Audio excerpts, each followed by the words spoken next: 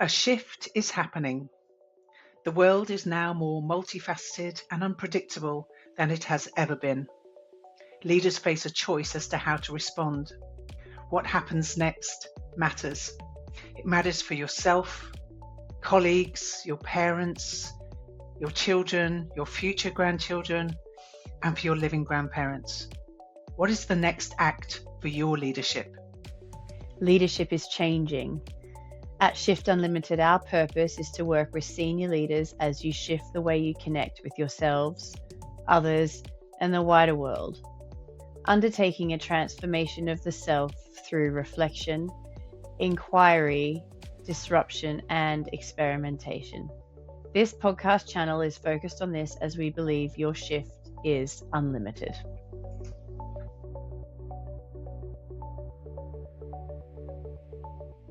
Welcome to this week's episode, everybody. A topic that in recent years has enjoyed being in mainstream media as much as in coaching psychology.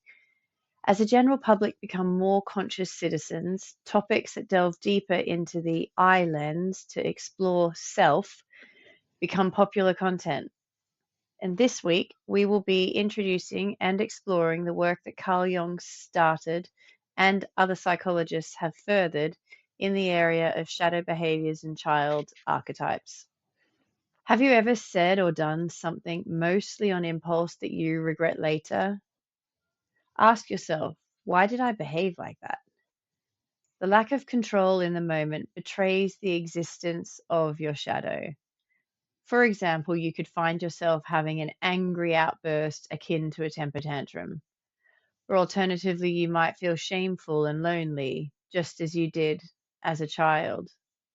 Or finally, you may notice that when you're stressed, you can switch moods swiftly, similar to how a child may navigate an unsettling situation themselves. Our inner child can be behind many of our emotions, and it can bring about great healing when properly nurtured.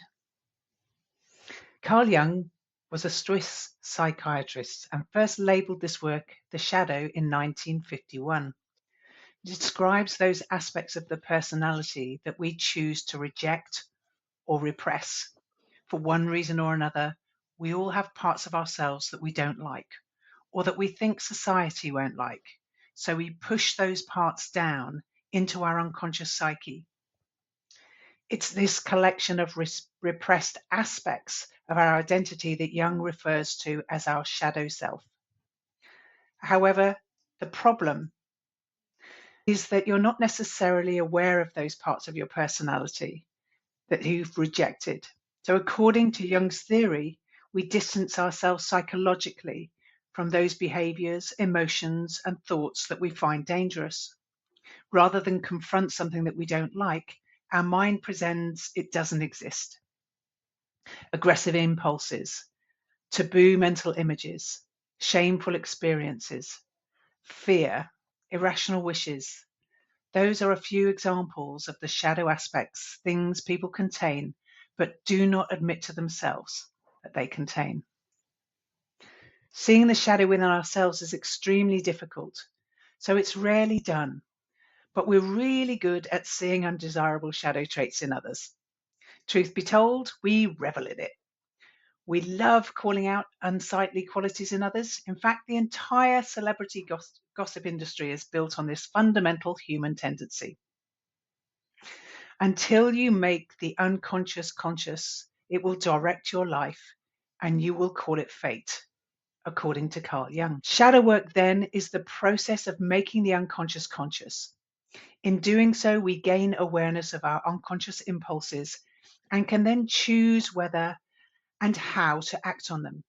We begin this process when we take a step back from our normal patterns of behavior and observe what is happening within us. As we explore this work today, we will focus on three main areas: high stakes environments, shadow behaviors, and child archetypes, or as we call them, childhood stories.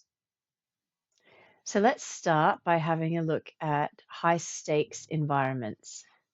High stakes is the environment which triggers anxiety or discomfort so intense that it provokes an involuntary behavioral response. High stakes environments are most often ones where we are under significant pressure. In this high stakes place, our self awareness is impacted, and this in turn triggers an involuntary behavioral response, otherwise known as our shadow behavior. An example of this is recently I flew from Sydney to London with my family, taking around 27 hours. There was two adults and two children. So my two children, aged 9 and 7 at the time. We're pretty good at this trip by now. We've done it at least once a year as a family, certainly since the boys were born and also before that. So we landed back in London and the boys were completely exhausted. And one of my boys was really, really losing his temper because the other one was falling asleep on his shoulder in the car on the way back from the airport. This exhaustion that we all felt was a high stakes environment. I mean, I could feel my own anxious response building as I was witnessing the exchange between my two sons in the back seat of the car.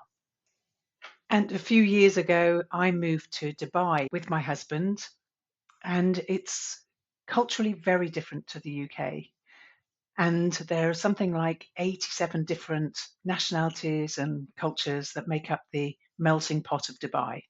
Apparently, just 5% of Dubai's population is Emirati.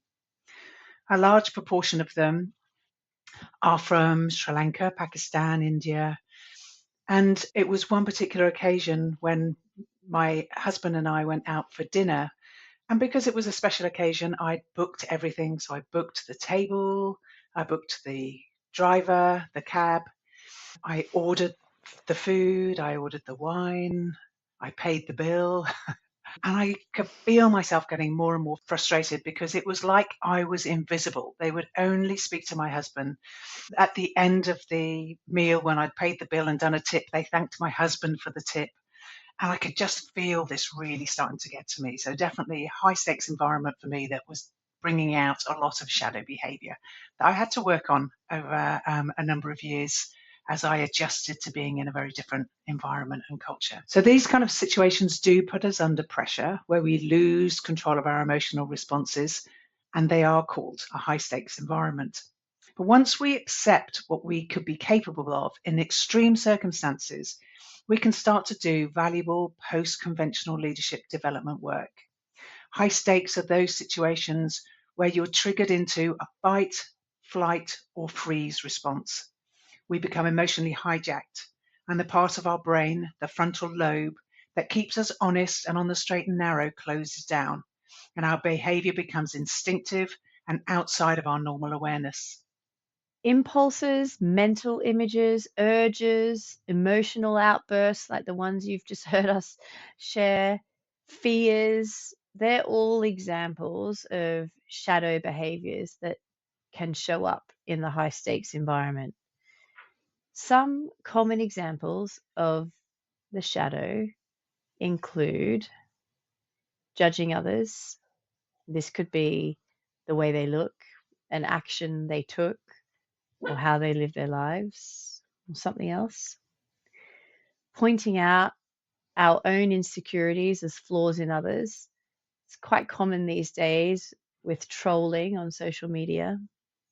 A shortness in tone or an aggressive style with those that are in less powerful positions. So perhaps customer service, people in our team, people younger than us.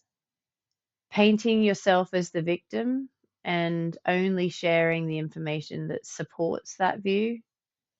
Putting others down to make yourself look better, which is a show of ego. Unconscious bias is also an example of shadow. For example, from a previous podcast, you've heard us talk about unconscious bias.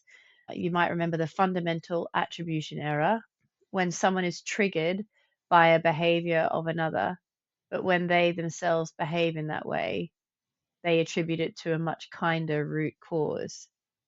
So we judge ourselves on our intention, but we judge others on their actions. Also, the halo and the horns unconscious bias. So we can put the horns on someone else so we can see the worst in someone when our shadow is triggered. And arguing back and forth, not wanting to be outspoken by the other person, is another example of how shadow might show up. One of the human conditions is that we don't like to be wrong, and we can go to some great lengths to hide any faults or to prove to others that we are right. Our impulse to avoid the unpleasant confrontation with the truth is so strong that we can remain completely unaware of what's happening. The mind ignores and buries all of our shortcomings to protect itself, that is, to prevent the experience of pain, storing it deep within our unconscious minds.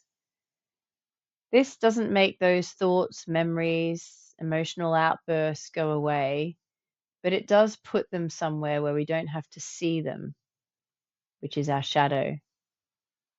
And as Carl Jung said, our shadow is the part of us that we reject or that we don't like, but we know it exists. Doing difficult shadow work, which is recognizing and correcting our unconscious destructive patterns, is a valuable aspect of developing post conventional action logics and becoming a modern and progressive leader. Once we identify the original sources of our psychological triggers through our child archetypes, for example, repressed fear, pain, aggression, only then can we begin to heal and integrate those wounded parts of ourselves. Integration, in Jung's definition, means that we cease rejecting parts of our personalities and find ways to bring them forward into our everyday lives. We accept our shadows and seek to unlock the wisdom they contain. Who has heard of the expression, show me the boy, I'll show you? You've probably heard that before. And this supports the theory that events, people, and situations from our childhood, particularly unhappy ones, shape and create how we respond under pressure as adults. Whether we can locate it or not, every one of us has a unique story of how we experienced love and loss as a child, which we bring with us into adulthood. That story powerfully influences our behavior, affecting those around us in countless untold ways, including when in high stakes situation, our shadow emerges. Knowing your own childhood story and being truly in command of it goes to the very core of how you sense and respond to life and leadership. No one's experience and memory of love as a child is perfect, even if you do believe that you had a perfect childhood. And the story of those imperfections, whether they're large or seemingly trivial, impact our adult lives. And this happens because as these events occur in our childhood, they create what we call the unchallengeable story or the internal narrative about that event that we carry with us into our adult life. Children are not mature enough to put their stories into proper perspective. Instead, they put themselves at the heart of the story and they blame themselves for what has occurred, believing that for some reason or another, it's their fault. You can think of your inner child as who you were during an important time in your life, someone you may have lost touch with despite their importance to you. However, the relationship with the inner child is different than relationships you might have with others you've lost touch with. When you lose conscious awareness of your inner child, you lose conscious awareness of a part of yourself. And in turn, you may experience difficulty regulating your emotions and acting from a regressed state when you're upset. Our inner child can be behind many of our emotions. Remember the communications model where we talk about information coming in, 2 million bits of information that we then delete, distort, and generalize to make meaning of the world around us. Carl Jung originally developed the concept of 7 child archetypes and inherent childhood stories that he observed in people. Jung believed these archetypes can help us understand the behaviors and personalities of different people. as these refer to different yet familiar early life experiences, motivations, fears, and characteristics. In Shift Unlimited, we use the work of Dr. Sarah Hill, who expanded on Jung's work and presents 11 different child archetypes, and she calls these childhood stories. It's important to realize that these stories, these childhood stories that we tell ourselves, aren't the actual events that have occurred in our past. They're just the story we're telling ourselves about them, our in talk. So, as starting this work on our shadow, we can choose to change how we remember the significant events and thoughts that create our in talk. We can choose to rewrite these events with an adult perspective and apportion blame and responsibility in a more pragmatic and realistic way that is positive and empowering for us. So we have 11 childhood archetypes, and Kylie will start by talking us through the first one, the injured child. Yeah, and you can see this if you're watching on YouTube on the screen, or you'll see images of each of these in the show notes, wherever else you're listening to the podcast. The first childhood story is the injured child. Children who've experienced physical, emotional, or psychological abuse. There is an acute sensitivity to abuses of power, which can result in them putting themselves in harm's way to protect others who they perceive to be vulnerable. As adults, they may also strive to occupy positions of power or to bypass hierarchical environments to avoid being in a position where they are vulnerable to an unfavorable power differential. The voice of the inner child that lives on in the adult in this childhood story is, "Don't hurt me." The second childhood story is the star child, children who have been idolized and who go on to idolize others. These children are elevated and celebrated in their family environment, regardless of what they achieve. This story can lead the adult to connect with a sense of love through idolization. They seek others who can feed this need because it makes them feel worthy, valuable, and loved. There can be an unquenchable desire to seek repeated praise and a sense of dissatisfaction if they are not overly noticed. The voice of the child that lives on in the adult is "notice me." The compliant child is the third childhood story. Children who have been made to conform or follow rules, to be compliant, to be a good boy or a good girl. There is a sense that love is attached to their ability to thrive in a regulated environment, which can feel restrictive. This story can lead to a desire to explore and fully understand the rules of each environment they're placed in. Environments without rules and regulation can seem liberating, but also potentially unsafe or confusing.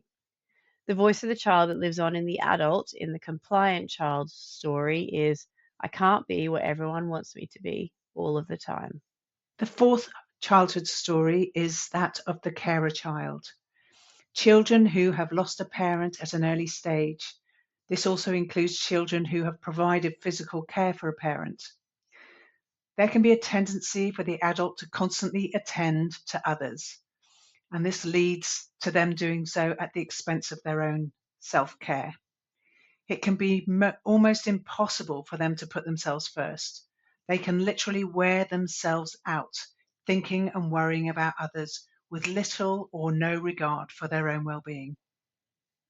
And the voice of the child that lives on in the adult is, "I want to help, but I'm trapped and there's no way out of this." The fifth story is the abandoned child. Children who've experienced abandonment of some kind, so either physical or emotional. For example, one or both parents left them or needed to work, so they relied on grandparents to care for them. They may have been put up for adoption or placed in care. Alternatively, the parent may not have looked after them or cared for them such that they ended up abandoning themselves and their own self care. This can lead in adulthood to difficulties in trusting that enduring relationships are possible, believing instead that repeated abandonment is inevitable. The voice of the child that lives on in the adult from the abandoned childhood story is, "Even people who love me will leave me. The sixth childhood story is that of the unfairly accused child. Children who have been blamed for things they didn't do or could never have done. There is an imbalance of punishment, or the punishment they receive outweighs the crime because of the lack of inquiry about what actually happened and resulted in a punishment being unjustified.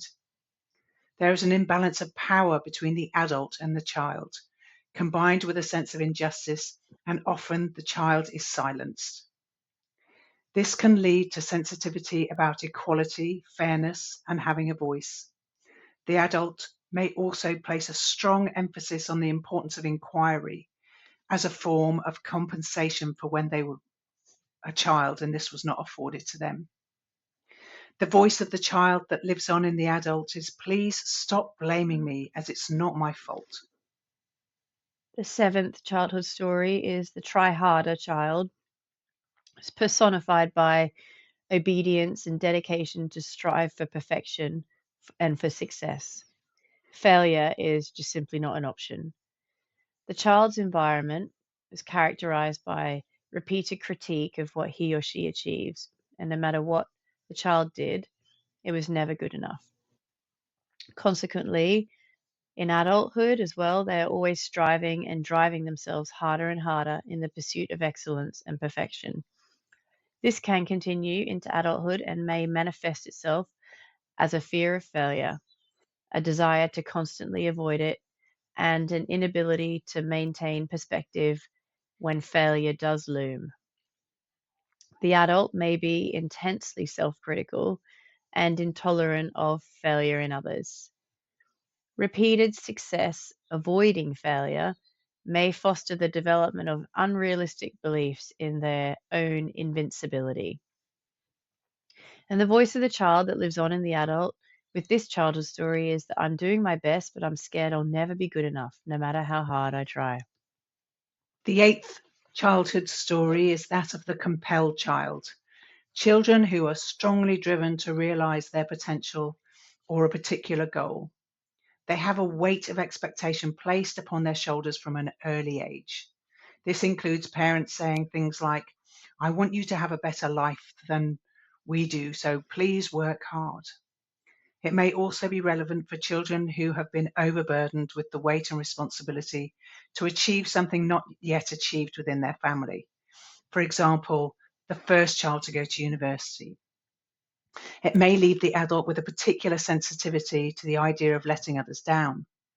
And the voice of the child that lives on in the adult is, I'm worried about letting everyone down. I'm doing my best not to. The ninth childhood story is the overprotected child. Children who didn't have the opportunity to develop coping mechanisms and a relationship with anxiety and staying safe because they were overprotected and often shielded from the realities around them.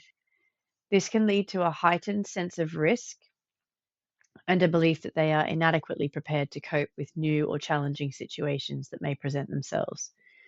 The voice of the child that lives on in the adult is, I'm not okay on my own. Please don't leave me. The 10th childhood story is that of the unrecognized child. Children whose parents didn't recognize their different natures. For example, children whose emerging sexuality was ignored or who were otherwise different from their siblings or parents' expectations. These children may be left with a strong feeling about being out of place, acutely aware of not fitting in. As an adult, this may lead them to succumb to pressure to conform, or in contrast, become rebellious in order to break out of convection. There may be an underlying fear of being outcast, or they may learn to appreciate their difference and celebrate it for them.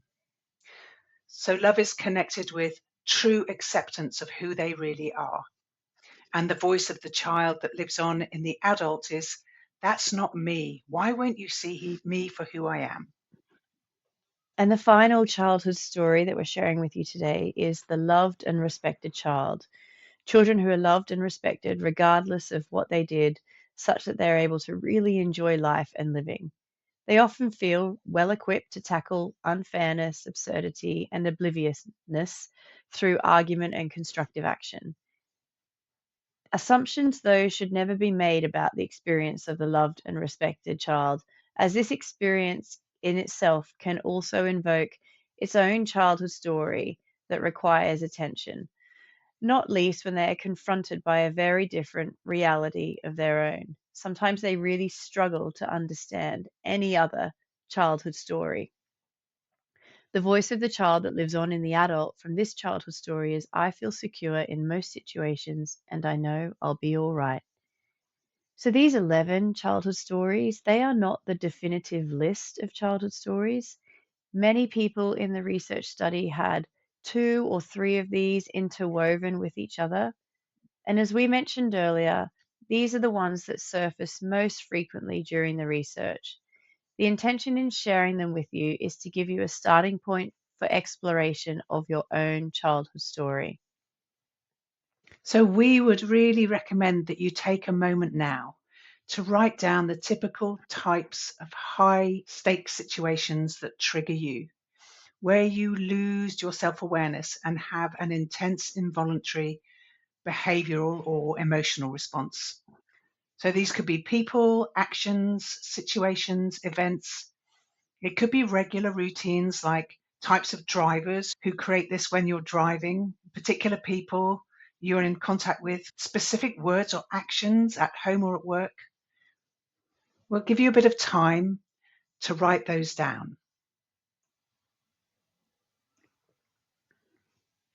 Or you could just pause. Secondly, we'd recommend you take a moment now to go back to what you wrote down a moment ago about your high stakes triggers, and then add to this what specifically is your typical shadow response.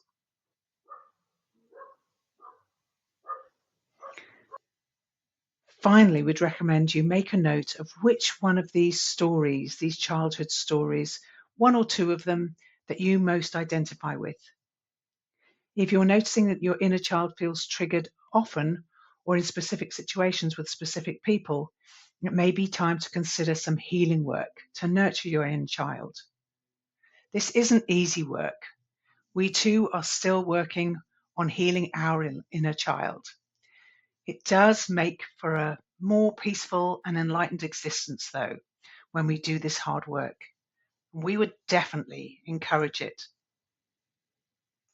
Thank you for listening to the podcast today. Please do click to subscribe to our channel and follow us on Instagram at shift_unlimited.